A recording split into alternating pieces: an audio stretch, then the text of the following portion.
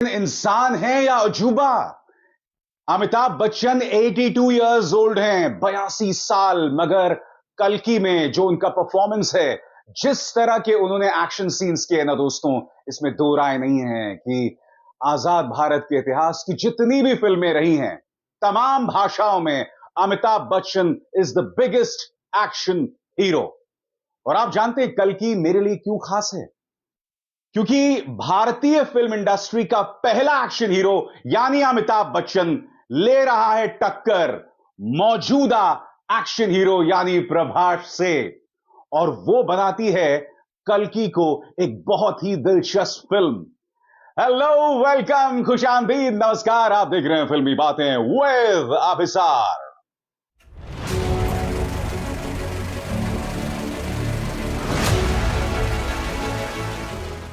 फिल्मी बातें विद अभिसार।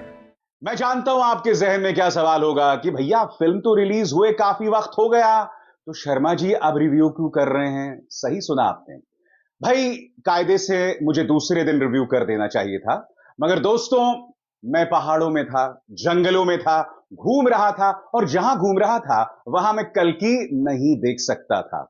इसीलिए आज मैंने वो फिल्म देखी है, और जो रिव्यू मैं आपको बताने वाला हूं वो अब तक का कल्कि का सबसे बड़ा रिव्यू है। और हां, एक चेतावनी, क्योंकि यह रिव्यू काफी दिनों बाद आ रहा है, इसीलिए इस रिव्यू के अंदर ढेरों स्पॉयलर्स होने वाले हैं। इसीलिए मैं अभी से चेतावनी दे रहा हूं, जिन लोगों ने फिल्म नहीं देखी वो इस रिव्यू को ना देखें, क्योंकि मैं आपके सामने पेश कर रहा हूं एक ऐसा रिव्यू जिसके अंदर कई स्पॉयलर्स हैं। तो चलिए दोस्तों, सिलसिला शुरुआत करते हैं। कल्कि, बेतहाशा इंतजार, और अब यह फिल्म 1000 करोड़ की तरफ बढ़ रही है। मगर क्या वाकई कल्कि में इतना दम है? एक एक करके बात करते हैं। मैं जानता हूं मैंने अमिताभ बच्चन की तारीफ की है, और उनकी बात कुछ देर बाद, मगर सबसे पहले उस इंसान की बात जिसकी वजह से यह फिल्म 1000 करोड़ की तरफ बढ़ रही है। जी हां, भारत के पैन इंडियन सुपरस्टार प्रभास। अब मैं आपको एक बात कहने वाला हूं जिसके बाद कई लोगों के होश फाख्ता हो जाने वाले हैं। क्या आप जानते हैं 3 घंटे की इस फिल्म में प्रभास का सिर्फ एक सीन है? होश उड़ गए ना भैया? आप कहेंगे ऐसा कैसे हो सकता है, हमने तो ट्रेलर में इतने सारे सीन्स देखे। सही कहा आपने दोस्तों, मगर जिस वजह से प्रभास सुपरस्टार हैं, जिस वजह से हमें इतना पसंद है, जिस वजह से हमने उन्हें बाहुबली में देखा और तमाम फिल्मों में देखा, उन चीजों की वजह से प्रभास सिर्फ एक सीन में न्याय करते हैं, एक सीन में जस्टिस करते हैं। दिक्कत क्या है दोस्तों, इस फिल्म के फर्स्ट हाफ में प्रभास एक कॉमेडियन का किरदार निभा रहे हैं, एक जोकर का किरदार निभा रहे हैं। और यकीन मानिए दोस्तों, कुछ देर बाद प्रभास को देखकर आपको इरिटेशन होने लगती है, कोफ्त होने लगती है। मगर हां, इंटरवल के बाद यह फिल्म जिस तरह से अपनी दिशा बदलती है ना, कमाल, कमाल है वाकई। और फिर क्लाइमैक्स की तरफ जब अमिताभ बच्चन यानी Ashwatthama, by the way Amitabh Bachchan किरदार निभा रहे हैं अश्वत्थामा। कौन अश्वत्थामा? वो अश्वत्थामा जिन्हें भगवान श्री कृष्ण ने शाप दिया था कि तुम कभी नहीं मर सकते। वो अश्वत्थामा जो गुरु द्रोणाचार्य के बेटे थे। वो अश्वत्थामा जो नाराज थे पांडवों से इस बात को लेकर कि उनके पिता द्रोणाचार्य को धोखे से मार दिया गया था। तो अमिताभ बच्चन किरदार निभा रहे हैं न मरने वाले अश्वत्थामा का। और जैसा कि मैंने कहा, प्रभास का सिर्फ एक ढंग का सीन है जब प्रभास को कुछ देर के लिए इस बात का अंदाजा होता है कि वो दरअसल हैं कौन। इस फिल्म के अंदर प्रभास का किरदार एक बाउंटी हंटर का है, यानी चंद पैसों के लिए वो लोगों को पकड़ा देता है। जी हां, मगर फिल्म के क्लाइमैक्स से कुछ देर पहले प्रभास को यह अंदाजा होता है कि दरअसल वो है कौन। प्रभास महाभारत के, and this is a spoiler alert, Prabhas Mahabharat के कर्ण का अवतार हैं। जब प्रभास को इस बात का अंदाजा होता है कुछ देर के लिए, तब अमिताभ बच्चन यानी अश्वत्थामा याद करते हैं कि जब महाभारत का युद्ध हो रहा था तब यही कर्ण कौरवों की तरफ से लड़ रहे थे, यही कर्ण जो अब जाकर भैरव हो गए हैं। जी हां, इस फिल्म के अंदर प्रभास का नाम जो है भैरव है। मगर सच बताऊं तो ओवरऑल प्रभास ने मुझे बहुत डिसअपॉइंट किया है दोस्तों, बहुत डिसअपॉइंट किया है। देखिए प्रभास एक सुपरस्टार है, नो डाउट, मगर कॉमेडी के साथ दिक्कत क्या है, अगर उसे अच्छे से ना लिखा जाए ना तो वो बैठ जाती है। यही प्रॉब्लम कल्कि के साथ है। कल्कि के फर्स्ट हाफ में प्रभास कॉमेडी करते हैं और वो सारे कॉमिक सीन्स जो है ना वो बैकफायर कर रहे हैं। वो प्रभास के साथ, उनके टैलेंट के साथ, उनके सुपरस्टार स्टेटस के साथ जो हैं वो इंसाफ नहीं करते हैं। इसलिए मैंने कहा दोस्तों, इस पूरी फिल्म में प्रभास का सिर्फ एक ढंग का सीन है जब उन्हें अंदाजा होता है कि वो कर्ण है। जी हां, वो कर्ण है। और इस फिल्म की खूबसूरती यह है कि उन्होंने किस तरह से महाभारत और आने वाले वक्त में जो हाल भारत का होगा उसे जिस तरह से तालमेल बिठाया है। जी हां, इस फिल्म की शुरुआत होती है महाभारत के एक युद्ध के साथ, जिसमें अमिताभ बच्चन को यंग दिखाया जाता है, युवा दिखाया जाता है। वो अमिताभ बच्चन जो अश्वत्थामा का किरदार निभा रहे हैं, वो अमिताभ बच्चन यानी वो अश्वत्थामा जिन्हें भगवान श्री कृष्ण शाप देते हैं। जी हां, और जब वो अश्वत्थामा कहता है कि क्या इस शाप से हटने का कोई तरीका है, तब भगवान कृष्ण कहते हैं कि मैं दोबारा जन्म लूंगा, कल्कि के अवतार के तौर पर। कलयुग में भगवान का दोबारा जन्म होगा और उस भगवान को तुम्हें बचाना है। जी हां, अश्वत्थामा का जो किरदार है जिससे अमिताभ बच्चन निभा रहे हैं, उनके जीवन का या कहा जाए उनका सिर्फ एक लक्ष्य है, भगवान को बचाना। भगवान जो जन्म लेने वाले हैं दीपिका पादुकोण की कोख से। जी हां, कल्कि अवतार। आप जानते हैं हमारे हिंदू धर्म में भगवान के कई अवतार होते हैं, 10 अवतार होते हैं और उनमें से एक अवतार कल्कि का है। तो वो जो कल्कि हैं वो दीपिका पादुकोण की कोख में पल रहे हैं और अमिताभ बच्चन का सिर्फ एक लक्ष्य है, उन्हें बचाना। तो जैसे मैंने कहा ना दोस्तों, जब आप इस फिल्म का फर्स्ट हाफ देख रहे होते हैं तो आपको लगता है कि भैया डायरेक्टर नाग अश्विन साहब आपने क्या बना दिया। वो मीम है ना, कहना क्या चाहते हो, लिटरली यही लगता है। मतलब आपको समझ नहीं आ रहा होता है कि आपने करोड़ों रुपए खर्च कर दिए किस लिए।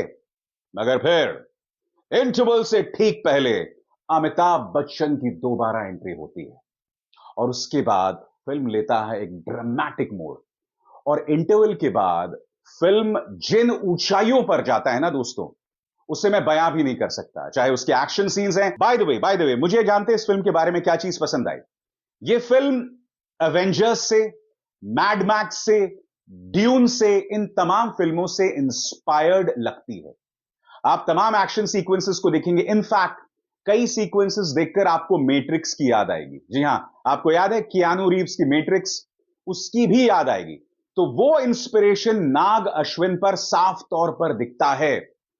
मगर आप जानते हैं अच्छी बात क्या है, बहुत ही खूबसूरती से साइंस फिक्शन और महाभारत, जो कि हमारा विश्वास है, हमारा आध्यात्म है, दोनों में तालमेल बिठाने की कोशिश नाग अश्विन ने की है।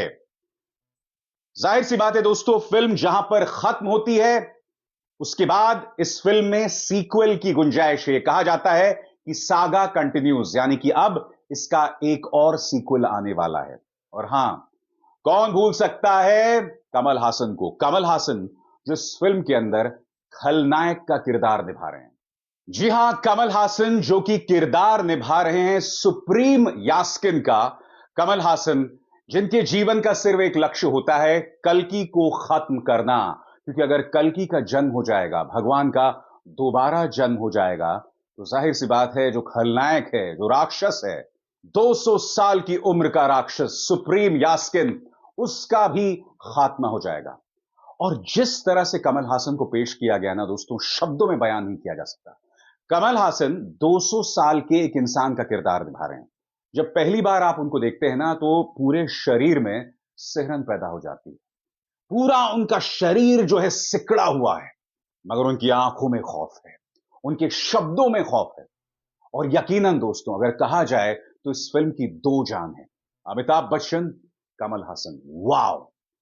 और क्यों ना हो दोस्तों, क्योंकि अमिताभ बच्चन और कमल हासन भारतीय फिल्म इंडस्ट्री के दो सबसे टैलेंटेड, दो सबसे महान एक्टर्स हैं।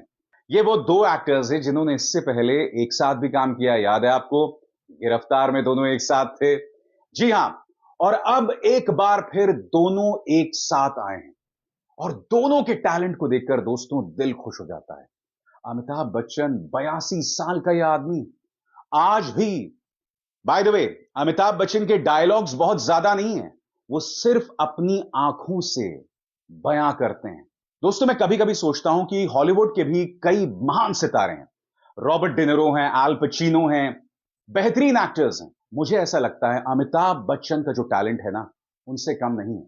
जी हां, अमिताभ बच्चन का टैलेंट रॉबर्ट डिनिरो से कम नहीं है। जो टैलेंट इस आदमी में है, जिस तरह का टैलेंट अब भी 82 साल की उम्र में है, यह उनकी बदकिस्मती है कि उनके टैलेंट के साथ कभी भी इंसाफ नहीं हुआ है, बहुत ज्यादा इंसाफ नहीं हुआ है। और मुझे अब लगता है कि कल्कि के आने के बाद अमिताभ बच्चन को एक नए निगाह से लोग देखने वाले हैं। बहरहाल अगर कल्कि के बारे में कहूं तो फिल्म 1000 करोड़ की तरफ बढ़ रही है, मगर मुझे ऐसा लग रहा है कि आने वाले दिनों में फिल्म जो है धीमी होने वाली है। क्यों? क्योंकि इसका जो फर्स्ट हाफ है ना दोस्तों, वो बहुत ही अझेल है। आपको समझ नहीं आता कि आप क्या कर रहे हैं। मगर हां, अगर आप में हिम्मत है और अगर आप सेकेंड हाफ तक रुक जाएं तो सेकेंड हाफ पैसा वसूल है। सेकेंड हाफ पैसा वसूल है, मगर फर्स्ट हाफ के साथ बहुत नाइंसाफी की है नाग अश्विन ने। क्या यह फिल्म आपको देखनी चाहिए? बिल्कुल देखनी चाहिए, वन टाइम वॉच है। और मेरा भी मानना है दोस्तों कि 5 में से मैं इस फिल्म को 2.5 से 3 अंक देना चाहूंगा, और वो भी अमिताभ बच्चन की वजह से, कमल हासन की वजह से, स्पेशल इफेक्ट्स की वजह से, खासतौर से जिस तरह से महाभारत और साइंस फिक्शन का तालमेल बिठाया गया है। और हां, दीपिका पादुकोण का भी अच्छा खासा किरदार है, उन्होंने अच्छी खासी एक्टिंग की है। तो ये तो था मेरा रिव्यू। अब आप समझ गए होंगे कि इतने दिनों तक मैं अपने चैनल पर क्यों नहीं आया। मैं छुट्टी पर था दोस्तों, और मैं जहां पर था ना वहां पर मैं ओटीटी या वेब सीरीज देख पा रहा था और ना ही कोई फिल्म। मगर मेरा वादा है, अब शुरुआत है, अब रोज आप मेरे चैनल पर फिल्मों के रिव्यू देखने वाले हैं। और जिन लोगों को ये स्पॉइलर युक्त रिव्यू पसंद नहीं आया, क्या कर सकते हैं दोस्तों, मैंने आपको पहले ही चेतावनी दी थी। अभिसार शर्मा को दीजिए इजाजत। नमस्कार।